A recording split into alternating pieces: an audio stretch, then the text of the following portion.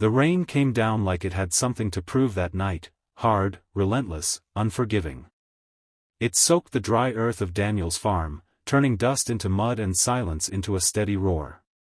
Inside the old wooden house, Daniel Carter sat at the kitchen table, staring at a pile of unpaid bills, his jaw tight, his eyes tired. Then came the knock. 3 slow, uncertain knocks. Daniel frowned. No one came this far out in a storm. No one. He opened the door cautiously, and there she was, a young girl, no older than 16, drenched from head to toe.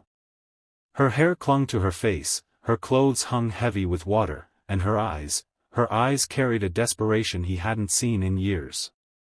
"Please," she said, her voice trembling but determined. "If you let me stay, I'll work hard on your farm. I won't be any trouble.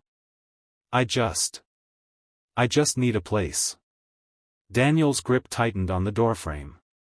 He'd heard stories like this before, people looking for handouts, trouble wrapped in sad eyes.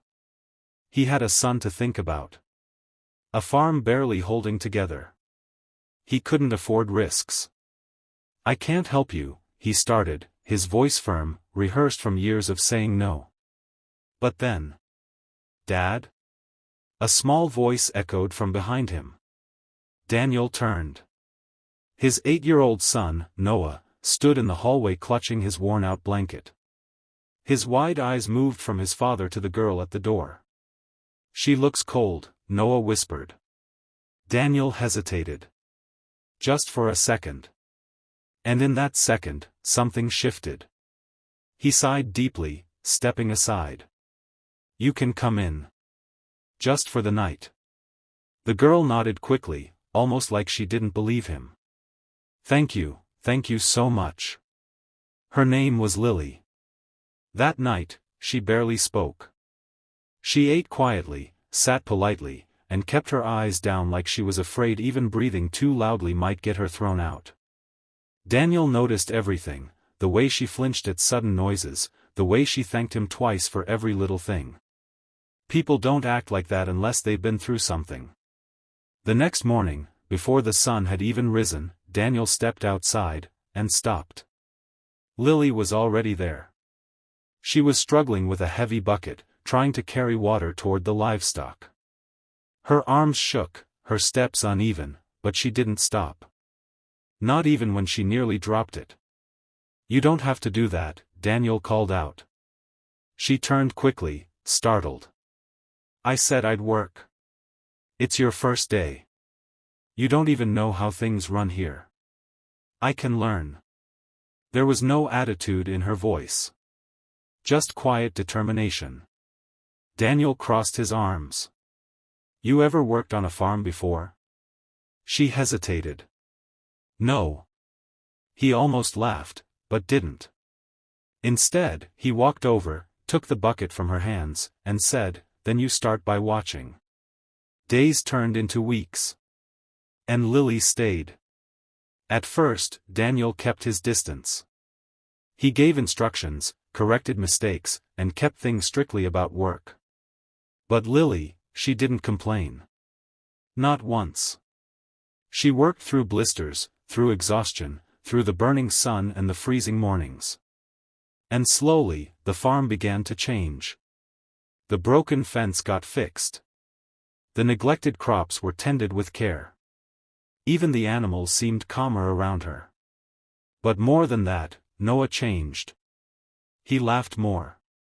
He followed Lily around like a shadow, asking endless questions, showing her his little drawings, teaching her the names of every animal like he was the boss of the place. And Lily, she listened. Really listened. One evening, Daniel stood by the barn, watching them. Noah was giggling as Lily tried, and failed, to milk a cow without spilling. "You're doing it wrong," Noah teased. "I'm trying."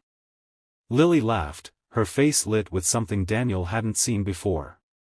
Joy. Real joy. It hit him then, this girl wasn't just staying. She was becoming part of something. Part of them. But life doesn't let peace last forever. One afternoon, a black car rolled up the dusty road, breaking the quiet rhythm of the farm. Daniel stepped outside, his instincts immediately on edge. Two men stepped out. Clean suits. Cold eyes. "We're looking for a girl," one of them said. "Goes by the name Lily." Daniel's heart dropped, but his face didn't show it. "Don't know anyone like that." The men exchanged a glance. "She's a runaway," the other said. "Stole money. Dangerous." Daniel clenched his fists. It didn't sound right. Not the girl he knew. "She came through this area," the first man continued. "If you're hiding her, you're making a mistake." Daniel stepped forward, his voice low. "I said, I don't know her." There was a long, tense silence. Then the men nodded slightly. "If you see her, you call us." They left as quickly as they came. But the damage was done. That night, Daniel found Lily sitting alone by the barn. She didn't look up when he approached. "They came for me, didn't they?" she said softly. Daniel didn't lie. "Yeah." Silence. Then she whispered, "I didn't steal anything. I figured." Her eyes filled with tears. "I ran away from a place I wasn't supposed to leave. They said they'd take care of me, but they didn't. I just wanted a chance. Somewhere I could work. Somewhere I could breathe." Daniel sat down beside her, staring out at the dark fields. "You should have told me," he said. "I thought you'd send me away." He sighed. "I almost did." She nodded, like she expected that. "But I didn't," he added. Lily looked at him then. "For a reason," Daniel continued. "You showed me who you are. Not with words, with everything you've done here." Her voice broke. "What happens now?" Daniel stood, offering his hand. "Now," he said firmly, "you stay." The next morning, when the car returned, Daniel was ready. "This is her home," he told the men, his voice unwavering. "You're not taking her anywhere." They argued. Threatened. Warned him. But Daniel didn't move. Neither did Noah, who stood beside Lily, holding her hand like he'd never let go. Eventually, the men left, for good this time. Because sometimes, strength isn't about power. It's about standing your ground. Months later, the farm was thriving in a way it hadn't in years. Laughter echoed through the fields, the house felt warmer, fuller. And one evening, as they sat together watching the sunset, Lily spoke quietly. "I meant what I said that night," she said. "If you let me stay, I'd work hard." Daniel smiled slightly. "You did more than that." She looked at him, her eyes steady now, not afraid anymore. "You gave me a life." Daniel shook his head. "No, Lily, you earned it." Beside them, Noah leaned against her shoulder, half asleep. And for the first time in a long time, Daniel felt something he thought he'd lost forever. Not just hope. But family. Sometimes, the people who arrive in your life with nothing, end up bringing you everything.